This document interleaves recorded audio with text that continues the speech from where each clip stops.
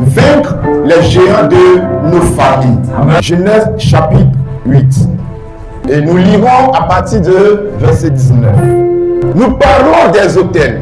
Quelqu'un pourra me dire, nous sommes dans la nouvelle alliance. Jésus a versé son sang pour nous.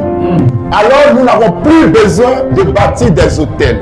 Si nous adorons une divinité et que cette divinité a décidé de verser son sang et que nous nous appuyons sur le sang de Jésus pour agir, ça veut dire que la personne que nous adorons, c'est un autel. On va essayer de définir qu'est-ce que c'est qu'un autel. Autel, A-U-T-E-L. Un autel, c'est un lieu de rencontre des esprits. Notre vie chrétienne avance, pas parce que nous prions beaucoup, pas parce que nous jeûnons beaucoup, mais parce que nous venons dans la présence d'un Dieu. Un Dieu qui habite sur un autel. Un autel, c'est une plateforme sur laquelle les esprits viennent se concerter pour prendre des décisions. Un autel, c'est un lieu de sacrifice. Un autel, c'est un lieu où nous pouvons venir pour attirer des bénédictions, pour offrir des sacrifices, pour attirer des bénédictions. Et chaque enfant de Dieu a normalement besoin de bâtir un autel. Genèse 28 d'abord, verset 11. Il arriva dans un lieu où il passa la nuit. La Bible nous parle de Jacob, le fils de Isaac. Quand le soleil était couché, il prit une pierre, il fit son chevet, il se coucha dans ce lieu-là. Il eut un songe. Voici, Joseph était appuyé sur la terre, et son soleil touchait au ciel. Et voici, les anges de Dieu montaient et descendaient à cette échelle. Il s'agit de Jacob, fils d'Isaac. Il va dans un lieu pour se reposer après plusieurs marches et il met sa tête sur une pierre. Et il rentre dans une vision. Il voit des esprits, il voit des anges qui montent et descendent. Quand il s'est réveillé, il prend de l'huile et il verse sur cette pierre. Quand je me retourne dans Genèse chapitre 11, chapitre 12, Abraham, père de la foi, aussi il va bâtir des autels. Et il a même bâti un autel à Bethel. Parce que c'est là qu'il a croisé Dieu pour la première fois. La première personne qui a bâti l'autel dans la Bible, c'est Noé. Après Noé, nous avons Abraham. Après Abraham, nous avons Isaac, Josué. Mais pourquoi ces personnes bâtissent des autels? Tu vas prendre Osée chapitre 2. C'est les cieux qui exauceront la terre. La terre exaucera le blé, le mou et l'huile. Il y a des personnes qui prient. Vous n'avez pas de réponse à votre prière parce que vous croyez que c'est Dieu qui va vous exaucer. Dieu avait donné des instructions au ciel. Au ciel, pour que vous puissiez poser des actions prophétiques sur la terre, pour que le ciel puisse bénir la terre. Amen. On nous a dit que Dieu est assis sur son trône. Et quand on crie à Dieu, on prie, Dieu nous exauce. Mais à travers ce verset, la Bible nous dit, Dieu n'a plus besoin de nous parler. Dieu a déjà donné la recommandation au ciel pour que le jour quelqu'un prend sa responsabilité de poser des actions prophétiques à la terre, la terre va obéir au ciel. Le ciel va donner ce que la terre a besoin. Les cieux exauceront la terre. Et la terre exaucera quoi? La terre exaucera le blé, le mou, l'huile. On bâtit un autel par des libations. Quand on arrive dans nos villages, nous avons des personnes qui connaissent des choses des autels. Tu arrives au village, ils prennent une bouteille de liqueur, on verse sur la terre. Ils parlent. Dieu de nos ancêtres, voici votre fils qui est quitté en Europe pour venir. Il a acheté cette boisson pour vous donner pour que vous puissiez boire. Exaucez-le pour que, à son retour en Europe, il puisse prospérer. Quand il vient de verser la boisson, les esprits sont agités pour venir exécuter ce que la personne a dit. Maintenant, nous qui sommes chrétiens, est-ce que nous devons utiliser ces mêmes symboles pour pouvoir parler à la terre? Non. Mais qu'est-ce qu'on peut faire pour bénir sa terre? C'est pour faire poser nous la dit, de la farine, de l'huile, et nous pouvons utiliser le vin. Si je veux quelque chose de la terre, parce que ce que je veux ne se trouve plus au ciel, je peux utiliser des éléments pour parler à la terre et le ciel va donner ce que j'ai demandé.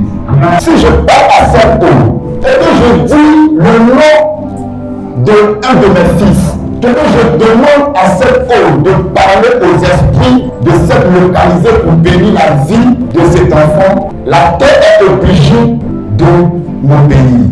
Si je peux le faire, toi aussi, tu as la capacité de le faire. Tu n'arrives pas à le faire parce qu'on t'a enseigné que Dieu est assis sur son trône et quelque part, tu vas élever tes yeux, tu vas le prier, tu vas t'écouter. Donc, j'ai la capacité d'utiliser cette eau pour attirer des esprits dans cet endroit. J'ai la capacité aussi d'utiliser le vin. J'ai la capacité aussi de verser le sang.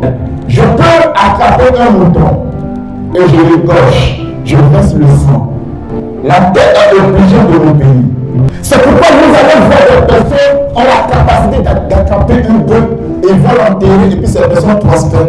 Et puis Dieu ne dit rien. Mais ce sont les principes bibliques. Est-ce que quelqu'un s'est une fois posé la question?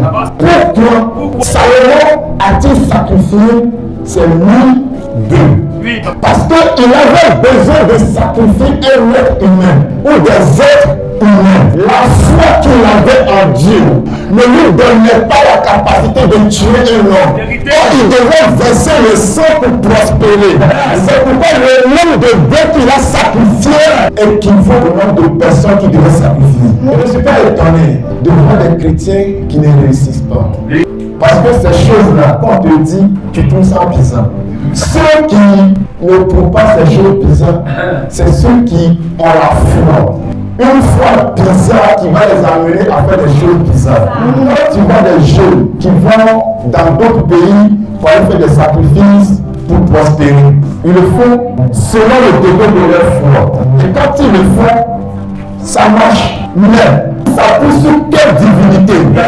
Si un bouddha a la capacité d'aller tuer quelque chose, quelqu'un pour réussir pour un temps, moi aussi j'ai la capacité de verser le sang réussir, mais pas pour un temps. Parce que je m'appuie sur un autre sang, qui est le sang de Jésus. Paul de Deutéronome chapitre 12. Deutéronome chapitre 12. Oui. Vous renverserez les autels. Vous briserez les statues. Vous brûlerez au feu les idoles. Vous abattrez les images taillées de leurs dieux. Et vous ferez disparaître leur nom de ces lieux-là. Vous n'agirez pas ainsi à l'égard de l'Éternel votre Dieu. Mais vous le chercherez à sa demeure. Et vous irez au lieu de l'Éternel votre Dieu. Choisira parmi toutes vos tribus pour y placer son nom. C'est là que vous présenterez vos holocaustes, vos sacrifices, vos dîmes en accomplissement d'un vœu, vos offrandes volontaires et les premiers-nés de votre gros et de votre menu. C'est là que vous mangerez devant l'Éternel votre Dieu et que vous et vos familles vous ferez servir à votre joie les biens par lesquels l'Éternel votre Dieu vous aura béni. Avant que l'Éternel Dieu ne donne ses recommandations, vous devriez détruire les autels de famille. Si tu bâtis un autel à l'Éternel, sans détruire l'autel de la famille, tu vas attirer des esprits bizarres sur toi. Et tu vas vouloir avancer, mais tu vas toujours rencontrer des échecs. Parce que les esprits de la famille vont toujours venir consommer les aliments que tu vas déposer sur l'autel de l'Éternel. C'est pourquoi lorsque l'Éternel Dieu voulait bénir Gédéon, il lui a dit, retourne-toi dans la maison de ton père. Il devait détruire l'autel qui est dans la maison de son père d'abord. Chasser ces esprits d'abord. De bâtir un autel à l'Éternel.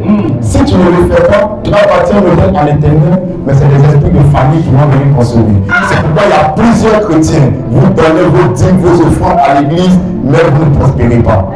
Tu ne peux pas prospérer si tu n'as pas renversé l'autel de ta famille. Nous avons plusieurs types d'hôtels. On a des hôtels personnels. Ça, c'est un hôtel entre toi et ton Dieu. On a des hôtels familiaux. C'est ce que nos parents bâtissent.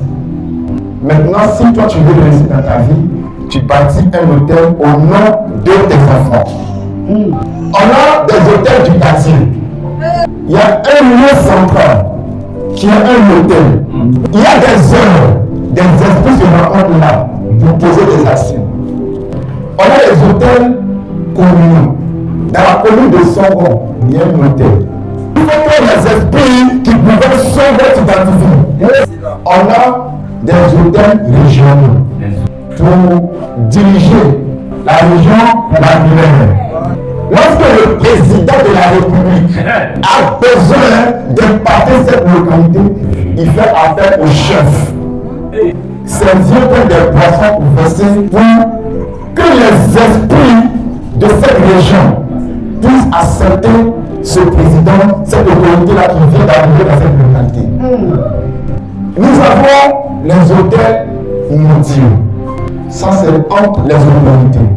C'est pourquoi vous allez voir lorsque un pape arrive dans un pays, la première des choses qu'il fait, il se met en genoux, il met son front sur la terre. Parce qu'il doit communiquer quelque chose avec la divinité de ce pays. Ou bien il doit demander l'accord des esprits de ce pays. La vie de prière, la vie de jeûne, ce n'est pas quelque chose qui étonne Dieu. C'est normal pour un chrétien. Si tu veux monter à un autre niveau, il te faut des choses bizarres.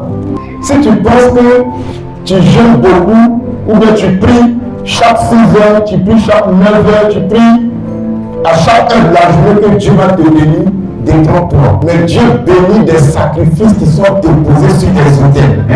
Il y a une différence entre des géants de famille et les enfants de nos familles.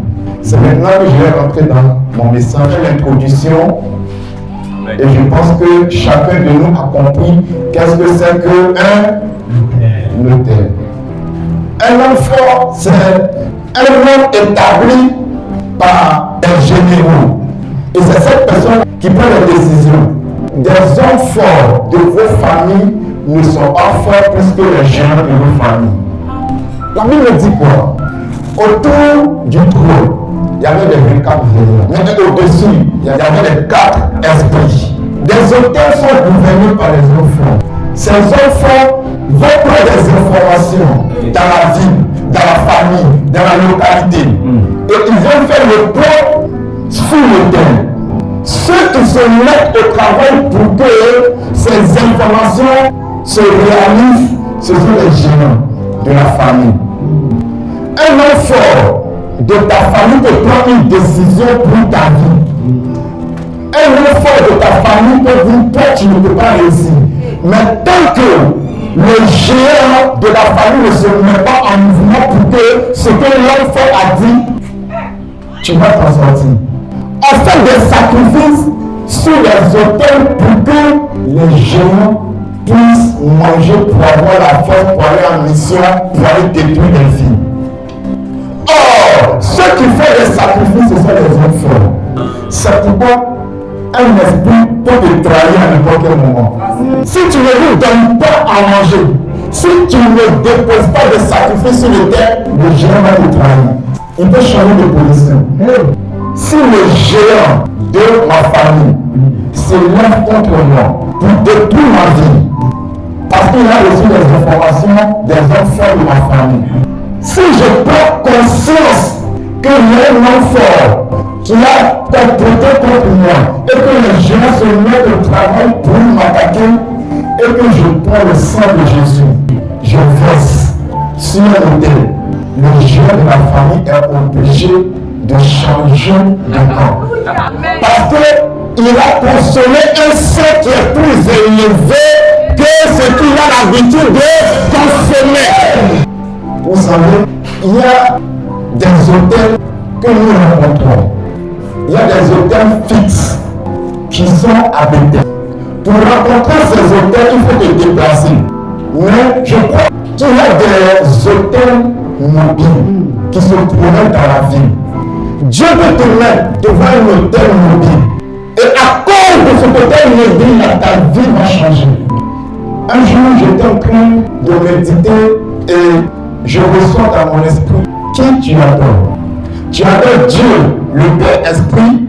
Tu adores Dieu, le Fils Esprit. Ou tu adores Dieu, le Saint-Esprit Esprit. Je demande à Dieu, mais qu'est-ce que tu veux me dire par là? Dieu m'a dit, si tu ne sais pas quel type de Dieu tu adores, tu vas adorer des esprits qui ne pourront pas t'amener quelque part.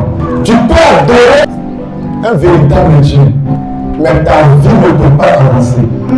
Si tu adores Dieu, l'Esprit, le Saint-Esprit, il va te consoler de tous tes problèmes. Et tu ne l'as rien. Si tu adores Dieu, le Père, Esprit, tu ne l'as rien. Parce que lui, il sacrifie. Mais le seul Dieu, Esprit, qui peut décider lui-même de devenir sacrifice, où tu peux le rencontrer, c'est Dieu, Jésus, Esprit. Jésus a la capacité de donner sa vie pour toi. Donc, entre adorer quelqu'un qui livre en fond des gens et adorer celui qui livre lui-même sa vie, je préfère adorer qui? Celui qui livre lui-même sa vie. Vous allez rencontrer des hommes de Dieu qui sont des esprits, qui transportent Bethel, qui te promènent avec Bethel. Tu n'es pas obligé d'aller à Gilgal. Tu n'es pas obligé d'aller quelque part pour aller adorer. Mais si tu les racontes, ta vie va changer. Tu te déplaces de ta maison peut-être et tu viens adorer Dieu. Ici, tu viens à Bethel pour rencontrer l'esprit de Bethel. Maintenant, et le jour que tu tombes malade, tu vas te déplacer pour venir. C'est quel esprit que tu vas adorer? Tu peux dire, j'ai envie d'aller à l'église pour aller adorer Dieu, mais ma santé ne me permet pas de le faire. C'est pourquoi moi je préfère le Dieu qui se promène de ville en ville pour faire le bien. Je préfère le Dieu qui se sacrifie lui-même. Moi je m'appuie sur le sang de Jésus pour avancer. Le sang de Jésus n'est pas dans un lieu fixe, mais le sang de Jésus se promène partout. Tu peux le rencontrer à la maison, tu peux venir chez toi au travail. Lorsque tu rencontres ce sang et que tu connectes ton sang à ce sang-là, ta vie change radicalement. De la même manière que Jésus se promenait de ville en ville, aujourd'hui, nous avons des hommes de Dieu dans cette nation qui sont des Bethel où tu peux le rencontrer, ta vie peut changer. Voilà.